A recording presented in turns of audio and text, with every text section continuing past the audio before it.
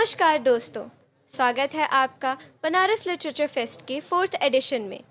मैं हूं आपकी होस्ट माही और मैं सनबीम ग्रुप की तरफ से आपका स्वागत करती हूं हमारे शो संवाद में।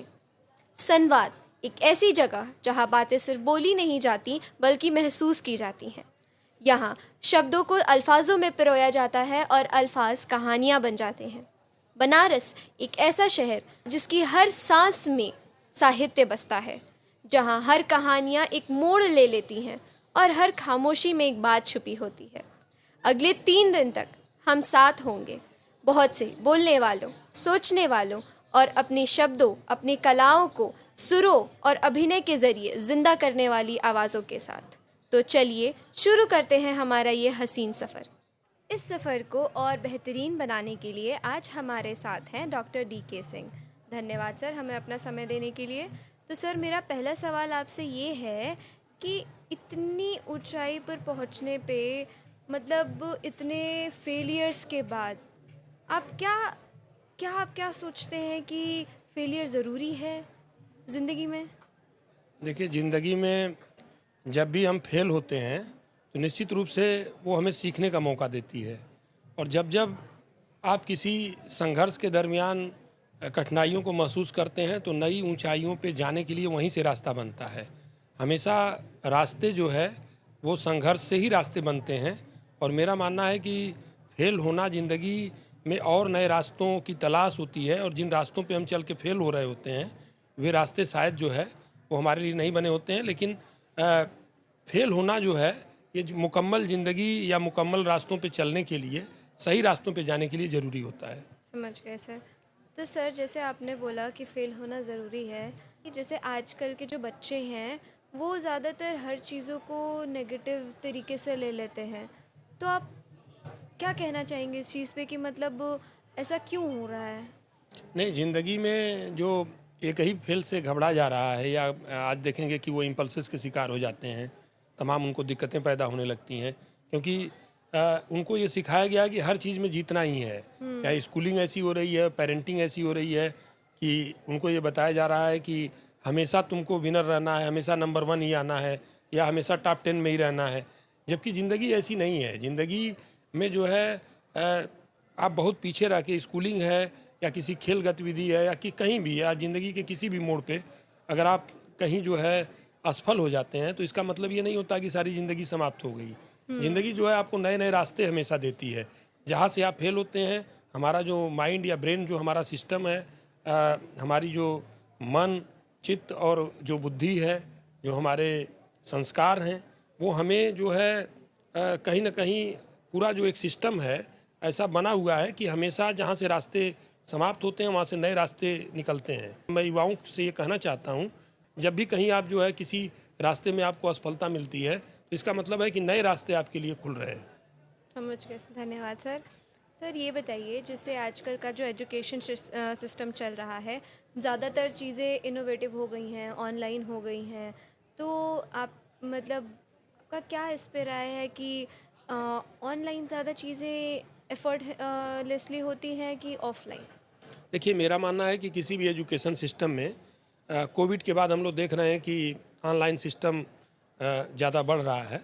लेकिन कोई भी ऑनलाइन और ऑफलाइन दोनों का एक सम्मिश्रण होना चाहिए, एक बैलेंस होना चाहिए।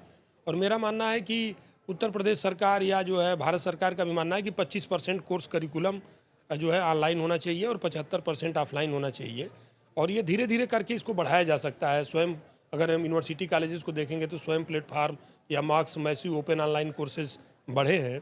लेकिन इसका मतलब ये नहीं कि सब कुछ ऑनलाइन कर दिया जाए और ऑफलाइन का महत्व समाप्त हो गया है। समझ गए।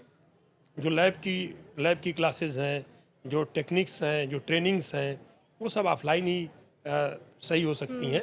लेकिन ऑनलाइन का भी महत्व है कि ऑनलाइन में हम आराम से पढ़ सकते हैं। और ऑनलाइन और ऑफलाइन जो भी हमारे इंस्ट्रक्टर्स हैं, जो टीचर्स हैं, प्रोफेसर्स हैं, उनको चाहिए कि ऑफलाइन क्लासेस हों और उसमें वो बता दें कि ये चीज़ें आप ऑनलाइन देख सकते हैं, ऑनलाइन इसको ज़्यादा अच्छे तरीके से समझ सकते हैं। तो मेरा मानना है कि अभी 60 और 40 तक मैक्सिमम जो है रेशियो हो सकता है।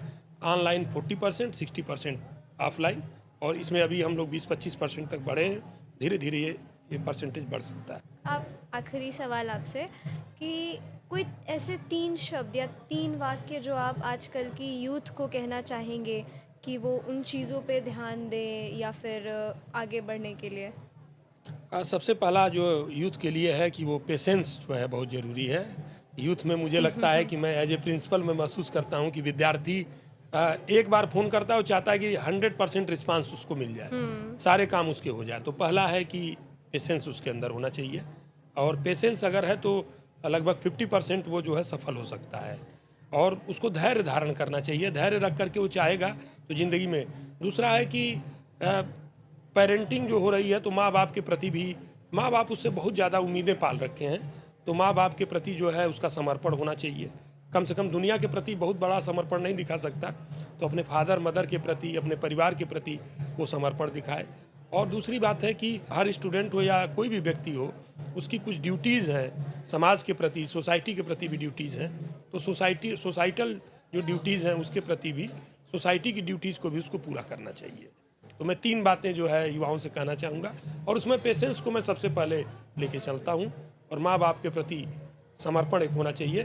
क्योंकि जैसे जैसे वो जो जनरेशन जेड जिसको जेन जी कर रहे हैं, उनकी जो सबसे बड़ी दिक्कत ये है कि 18 साल या 20 साल के बाद वो माँ बाप के प्रति भी उनका व्यवहार चेंज होने लगता है।